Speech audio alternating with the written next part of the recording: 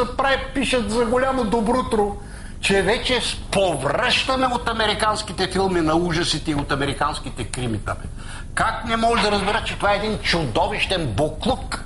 Ами по-добре да извадят от сейфовете на националната телевизия големи филми, блестящи, които сме гледали точно по времето на социализма и то главно, когато беше генерален директор Иван Славков. По-добре да гледат новите поколения, не познават тия забележителни филми, като Богат беден, да речем. Като филм за Верди 8 сериен имаше, сега се сещам. Ама не, те са безкрайни, просто няма смисъл да ги изброявам. Качествени филми, за разлика от пълната буклукчийска филмова излъчвана, по-точно продукция на нашите телевизии в настоящето ни, дами и господа. Сега, по повод на този филм, на тия латиноамерикански филми, аз ви говорих, че в тях има много глупави случайности, много фантазьорства. Сега в изкуството поначало има място, както и в живота, и за случайностите, и за фантазьорствата. Случайностите, условностите и фантазьорствата ги има и в пиесите на гениалния Шекспир, например.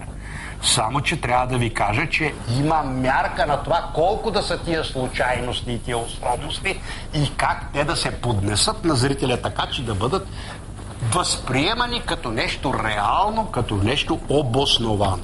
Защото поначало изкуството, то не е буквално, не е автографско, да си припомним това, всички го знаем, не е буквално и фотографско отражение на живота и изкуството. Изкуството отразява творчески по свой начин действителността. Той я допълва, той я разширява чрез идеите на художествените дейци, на творците.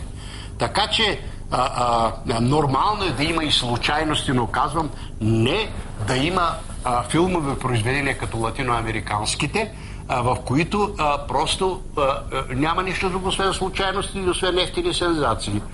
Няма никакви преценки дълбоки в тия латиноамерикански филми. Нещо повече ще ви кажа. Тия латиноамерикански филми, а за съжаление и безкрайно много американски филми, филми на САЩ, те са скарани с логиката. Никъде не е казано и не е верно, че изкуството е само област на фантазирането. Изкуството е област на дълбокото, на сериозното мислене. То ни наслаждава, то ни доставя удоволствие, то ни разпуска, то ни разтоварва, но в същото време и ни възпитава.